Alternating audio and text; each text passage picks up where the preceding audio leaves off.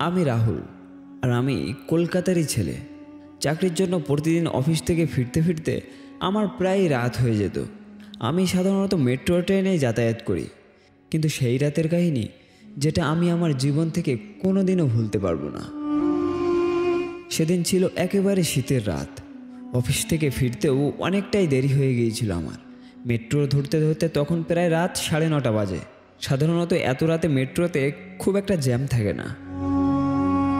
সেদিন প্ল্যাটফর্মে দাঁড়িয়ে থাকতেই আমার মনে হচ্ছিল চারদিকের পরিবেশ কেমন যেন অস্বাভাবিক শান্ত। হঠাৎ দূর থেকে একটা মেট্রো রেলের গর্জন ভেসে এলো। অন্ধকার টানেলের ভেতর দিয়ে ট্রেনটা ধীরে ধীরে আমার দিকে এগিয়ে এলো। ট্রেনের আলোয় মুহূর্তের জন্য টানেলের দেয়ালে অদ্ভুত একটা ছায়া নড়ে চড়ে উঠল।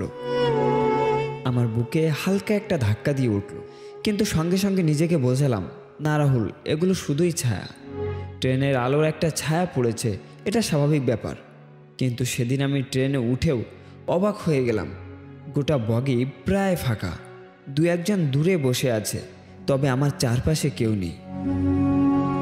আমি রোজ রাতে ট্রেনে যাতায়াত করি, কিন্তু এমন শূন্য বগি আমি সচরাচর কখনোই পাই না। তারপর আমি জানালার ধারে গিয়ে বসলাম। ট্রেনটা তার নিজের গর্জন করে সামনের দিকে এগোতে লাগলো। জানালার বাইরে শুধুই অন্ধকার টানেল। মাঝে মাঝে হঠাৎ আমার গায়ে বাতাসের ঝাপটা এসে লাগছে। টানেলের ভেতরে অদ্ভুত এক স্রোতের মতো শব্দ প্রতিধ্বনি হচ্ছিল, কিন্তু আমার চোখ বারবার চলে যাচ্ছিল বগির একটা কোণার দিকে। সেখানে একটা সিট খালি পড়ে আছে, কিন্তু আমার বারবার মনে হচ্ছিল কেউ যেন অদৃশ্য হয়ে সেখানে বসে আছে। আলো আধারিতে ঠিকঠাক বোঝা যাচ্ছিল না, তবুও আমার বুকের ভেতর অকারণে একটা চাপা ভয় জমতে শুরু করলো। আমি সেখান থেকে মন সরাতে আমার মোবাইল বের করলাম, কিন্তু মোবাইলের সিগন্যাল একদমই নেই। আমার ফোনের স্ক্রিনে শুধু নো সার্ভিস দেখাচ্ছে। ঠিক তখনই বগির ভেতরের লাইট হঠাৎ 2-3 বার টিম করে জ্বলে উঠে নিভে গেল। এসব দেখে ভয়ে আমার গা শিউড়ে উঠল। চারপাশ তখন নিস্তব্ধ। ট্রেনের চাকার শব্দটা যেন হঠাৎ আরও ভারী আর গভীর হয়ে উঠেছে। আর সেই খালি সিটটার দিকে তাকিয়ে মনে হলো যেন একটা ছায়ামূর্তি সেখানে ধীরে ধীরে গড়ে উঠেছে। বগিটার বাতি আবার জ্বলে উঠল ঠিকই, কিন্তু সেই কয়েক সেকেন্ডের অন্ধকার যেন আমার বুকের ভেতরের ভয়কে পাকাপাকি করে বসিয়ে দিল। আমি চোখ মুছে আবার ওই খালি সিটটার দিকে তাকালাম। না, ওখানে কাউকে দেখা যাচ্ছে না। আমি নিজের মনে হাসলাম। রাত হয়েছে, ক্লান্তি জমেছে, তাই হয়তো এসব মনে হচ্ছে। কিন্তু সত্যি বলছি, ভেতরে ভেতরে আমি জানতাম ব্যাপারটা এতটাও স্বাভাবিক নয়। ট্রেন তখন পার্ক স্ট্রিট স্টেশনের দিকে যাচ্ছে। বগির অন্য প্রান্তে এক ভদ্রলোক বসেছিলেন। হঠাৎ আমি খেয়াল করলাম তিনি কেমন অস্বস্তি নিয়ে বারবার চারপাশে তাকাচ্ছেন। তারপর দেখলাম সেই ভদ্রলোকের চোখ গেল আমার দিকেও। সে তাকাতে আমি ভাবতে লাগলাম সে কি কিছু বলতে চাইছে, নাকি তার মনেও ভয়ের ছাপ, ঠিক বুঝতে পারলাম না। আমি ভুরু কুঁচকে তাকালাম। ঠিক তখনই হাওয়ার ঝাপটা বইতে লাগলো বগির ভেতরে, অথচ ট্রেনের সমস্ত জানালাই বন্ধ। সেই হাওয়ার সাথে সাথে শুনতে পেলাম একটা অদ্ভুত শব্দ, যেন কেউ ফিসফিস করছে। আমি ঠায় দাঁড়িয়ে কান খাড়া করলাম। শুনতে পেলাম, তুমি একা একা। শব্দটা স্পষ্ট নয়, কিন্তু আমার গায়ের লোম খাড়া হয়ে গেল। ট্রেনের আলো চলে আসতেই আমি ওই কর্নারের সিটটার দিকে তাকালাম।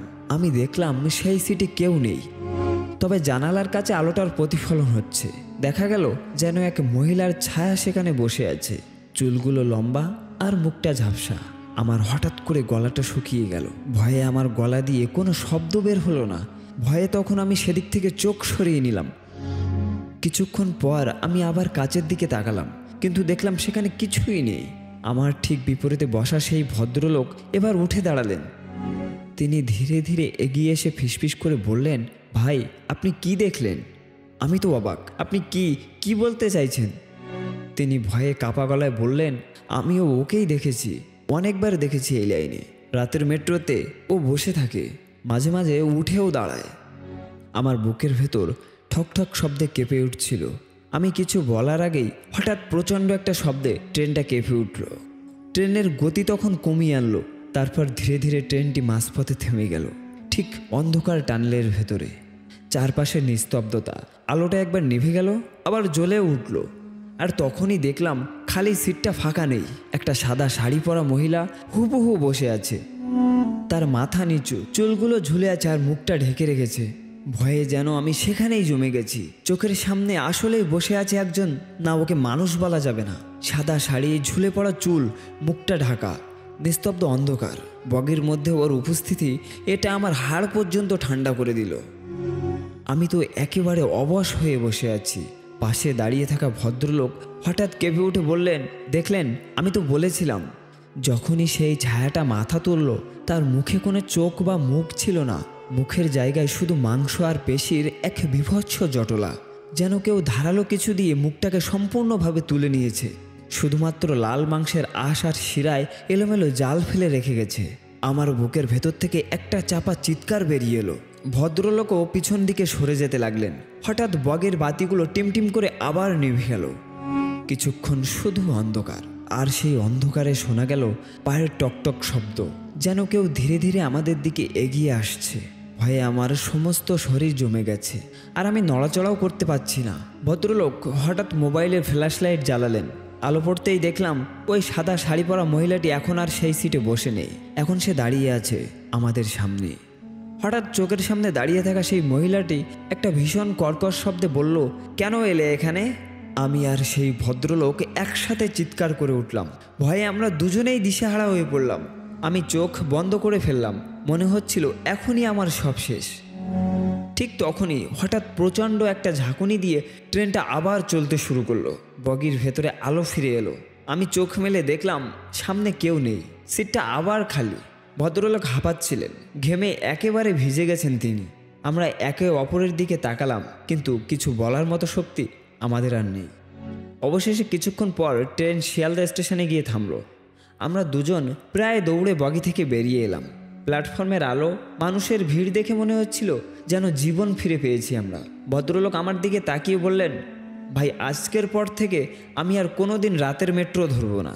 আমি কিছুই বললাম না, শুধু মনে হচ্ছিল আজ আমি সত্যিই অশরীরীর মুখোমুখি হয়েছিলাম। আর সেই রাত থেকে আজ পর্যন্ত আমি রাতের বেলা একা মেট্রো ধরতে সাহস পাইনি।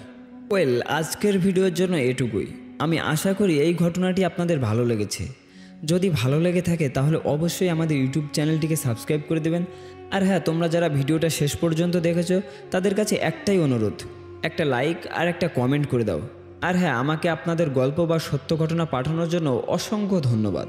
আবারও যদি আমাকে আপনার গল্প বা সত্য ঘটনা পাঠাতে চান তাহলে আমি নিচে ডেসক্রিপশানে একটা জিমেইল আইডি দিয়েছি, আপনি সেখানে আমাকে আপনার গল্প পাঠাতে পারেন।